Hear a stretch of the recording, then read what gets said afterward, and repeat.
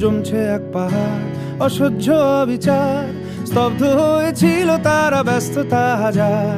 তাই যে নাই খেয়াল পেছনে দেয়াল, যে যেমন সে নিচ্ছি মেনে নাম দিয়ে কপাল। কেউ মরণ অকাল, কেউ ভয়ে কাতর, কেউ বাণীর উপায় বা সহায় হয়ে পাথর। আর কবে, আর কবে, আর কবে, আর কবে, আর কবে, আর কবে, আর কবে, আর কবে, আর কবে, আর কবে, আর কবে, আর কবে কণ্ঠ শক্তি পাবে, আর কবে, আর কবে চিত্ত স্বাধীন হবে, আর কবে, আর কবে